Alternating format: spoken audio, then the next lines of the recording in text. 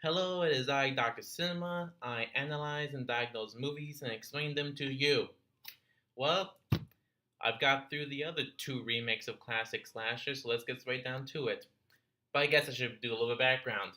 As you know, during the 1980s, that was basically sort of like the time for horror movies to be made, specifically those that are of the slasher subgenre. And even though there are many iconic slashers, the three that reign supreme are Michael Myers of the Halloween franchise, which got its remake in 2007, along with a sequel to that remake in 2009. We have Jason Voorhees of Friday the 13th, which got its remake in 2009. And of course, we have the Wes Craven created Freddy Krueger of Nightmare on Elm Street, and its 2010 remake is the focus today. Now, of these three slashers, Freddy Krueger is my favorite. Unlike the other two who wore masks and did not speak, Freddy Krueger, even though his face was badly burned, his face is front and center, always making these dark, comedic, like psychopathic jokes and laughs. And he's a slasher that can kill you in your dreams, thusly making it seem like he can kill you anywhere, anytime, because you're afraid to go to sleep. It makes you daydream, and he can pretty much attack you whenever he can. Then, and I just thought that was just very creative of Wes Craven to do with this slasher. So, of course, how did they go about remaking it in 2010? Well, let's take a look, shall we? Now, it takes place in fictional town Springwood. At least I think it's fictional. As you see a guy named Dean, no, not Dean Winchester of Supernatural. Lord knows if it was that Dean, this movie would be done in 5 minutes. But no, this is a different Dean, and he's in a diner, and it appears that he's alone. He starts calling out because he thinks someone else is in here, goes back in the kitchen, pretty spooky, and then we see a sort of a shadow figure about to attack him, but then he wakes up. And so the waitress named Nancy gives him some little smart mouth stuff, and of course Dean's ex-girlfriend, who he's meeting with, finally comes to the diner, and they begin talking about the relationship and such. And of course doesn't really go on that well, and it causes him, and he sort of like begins falling asleep again, where he gets ultimately killed. And so pretty much the next scene takes place at Dean's funeral, as pretty much a couple of the main characters are there. Dean's ex-girlfriend Chris, as well as Nancy herself, the waitress from the diner. Now, during the funeral, Chris she sort of starts daydreaming a little bit. She sees a little girl, and then she's pretty much scared awake a little bit. And so Chris and Nancy talk very briefly at the funeral, and for some reason they find out they can't really remember Dean before high school, even though like there are pictures at the funeral that show that they knew each other during like the preschool, kindergarten sort of era. So they found out very weird that they can't remember that. But of course, after the funeral, they all go back home, and this is when Chris begins to dream about, the burned man that she saw in her little daydream at the funeral. And kind of some kind of cool shots, like snow in the bedroom sort of thing. And she starts getting scared once he starts coming in, and she now is afraid that she'll die in her dreams.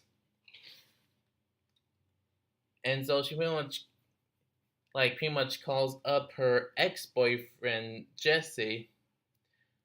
Yeah, Jesse. And he sort of comes over and sort of keep her company, since her mom, an airplane stewardess, I believe, sort of is away that night, and no dad there as well. I don't really remember what happened to the dad there, but that's not really the main focus right now. And even though he's there and they go to sleep, Chris is back in another Freddy Krueger controlled dreams, and she actually gets murdered in her sleep. And of course, this makes it look like that Jesse is the one that killed Chris, so he freaks out, actually gets himself covered in her blood, and he escapes from the house, and he sort of like gets into Nancy's house, who we see is like doing some drawing and that kind of stuff. And he tells her about what happened to Chris and trying to explain that it's not really her, that not really him that killed him, that something weird is going on. And it's during this conversation where Nancy reveals she's been having similar dreams about this burned man, Freddy Krueger.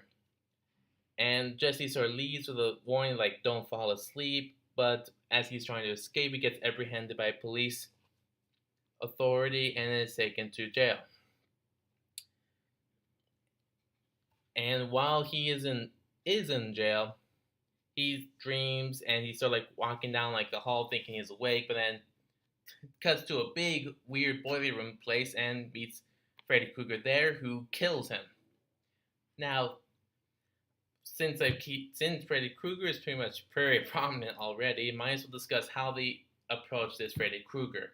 You see in the original Nightmare on Elm Street movie, he's seen as like always smiling, making these crude jokes, and just sort of like being like an eccentric type of figure.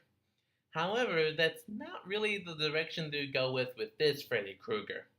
With this version, he's a lot more dark and sinister, and even though the makeup looks fine, he doesn't really have like that same facial look as the Robert Englund portrayed Freddy Krueger. And this new one doesn't really smile at all, and even though he does make a couple of like what appears to be jokes, it's really more dark, more sinister, a lot more psychotic. And I'm not really sure how to think about this. I mean, the reason why I like Freddy Krueger so much to begin with was because he was over the top. He really loved what he was doing. He was just really getting into the spirit of it.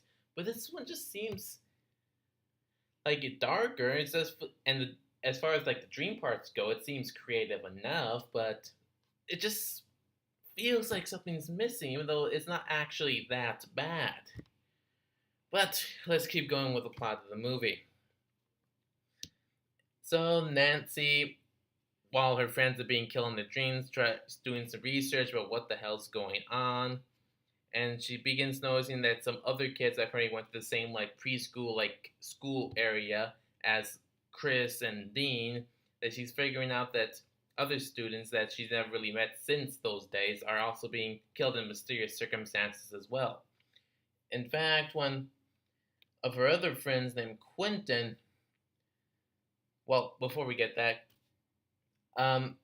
so like another one, Quentin, who also went to the same like preschool, kindergarten school as Nancy, Chris, and Dean, has a dream while he's doing some swim practice, and this is where we figure out that Freddy Krueger was like being chased by some parents, and that he was ultimately killed in a fire that those parents started.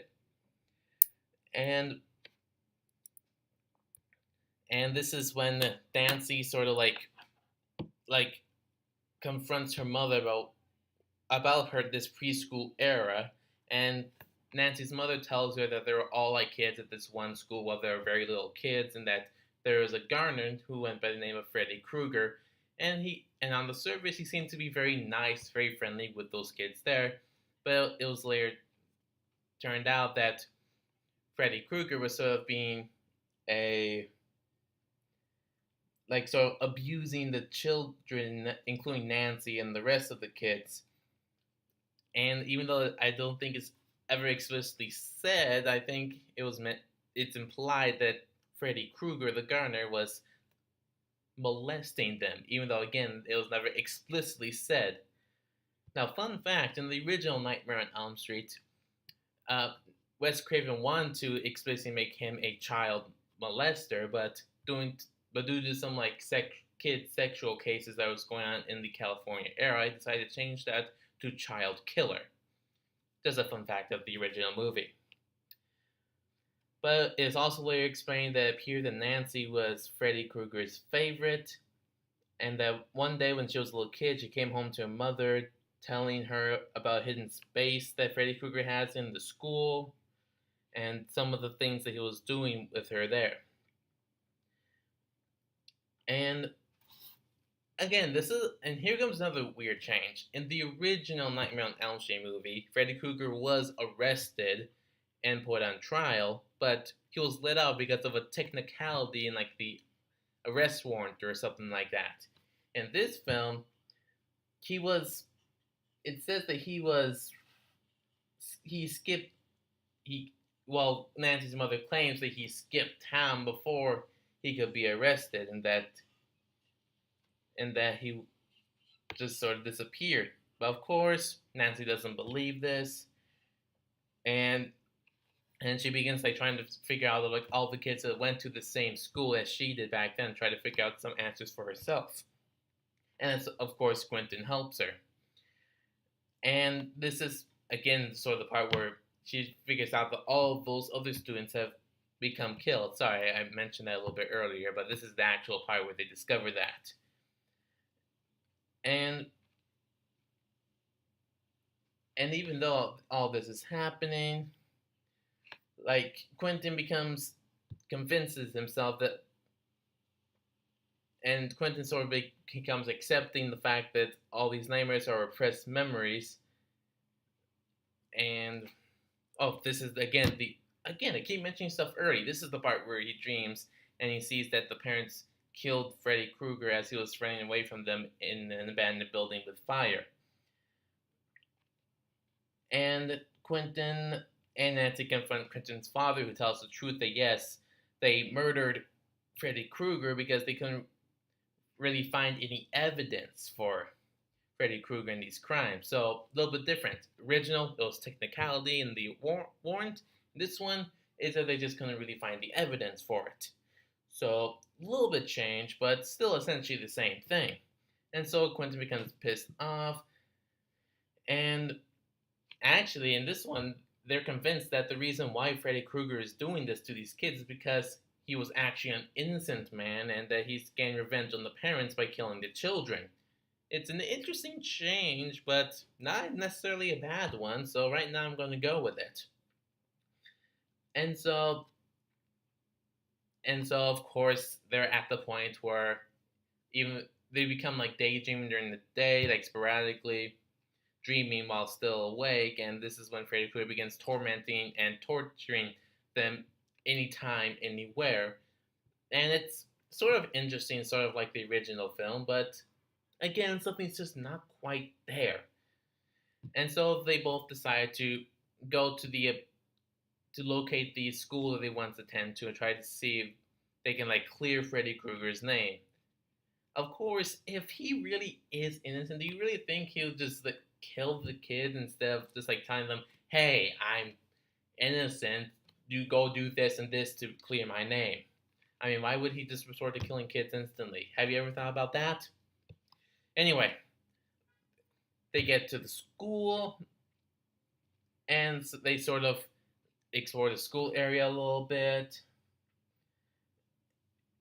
And while they're looking around, Nancy sort of discovers that she somehow managed to pull a piece of Freddy Krueger's sweater from the dream world back into their reality. And this is also where they discover that she has cuts on her arms. And so, oh wait, they don't make it to the preschool yet. I'm sorry. But they do discover that she has cuts on her arms, and Quentin takes her to the hospital where he wants to get her treated. And of course, this is where Freddy Krueger tries to kill them again, but they sort of escape. Quentin's needing some adrenaline to help them make sure they stay awake. And they do actually make it to the preschool, and they get to the basement area where they discover Freddy Krueger's hidden room, and twist, they find the evidence that proves that Freddy Krueger was actually guilty of the crimes. Oh no! You think? I mean, it's sort of obvious, isn't it? Like I said earlier, if he really was innocent, why would he kill the kids of the parents that killed him instead of telling the kids, like, hey, go here and prove that I was actually innocent? I mean, the whole killing thing sort of tips him off, shouldn't it? But anyway, so since they discovered that Freddy Krueger's killing them because they told the truth instead of lying, so they decide to end Freddy Krueger once for all. That Nancy is going to sleep and try to bring Freddy Krueger from the dream world into the real world. And so Quentin looks over Nancy trying to stay awake, but of course he falls asleep and becomes attacked himself. But of course Nancy intervenes while in the dream world, and Quentin manages to get back into reality and use the other adrenaline shot to wake Nancy up, who actually does manage to bring Freddy Krueger into the real world.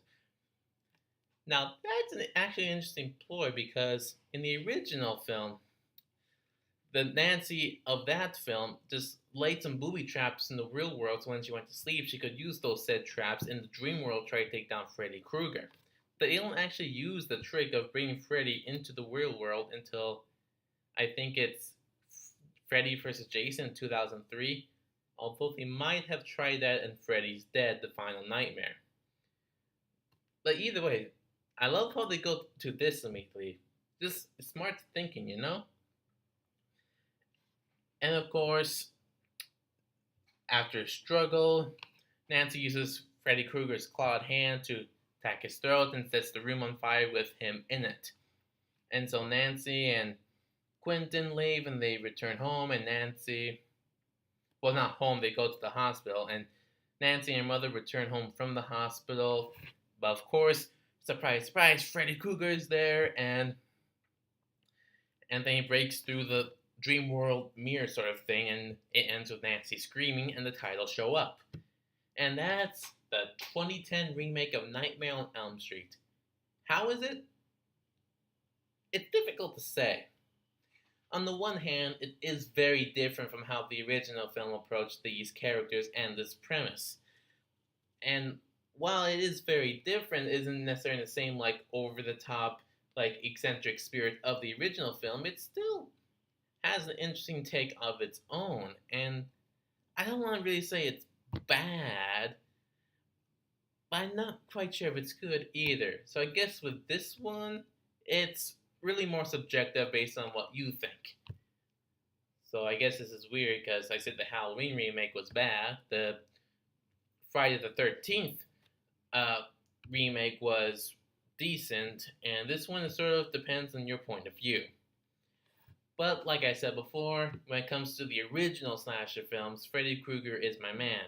Remake, though, I'm so unsure about it, to be honest with you. But if you really want to have a for sure concrete decision, watch it for yourself, the original, and then the remake, and make a decision for your own.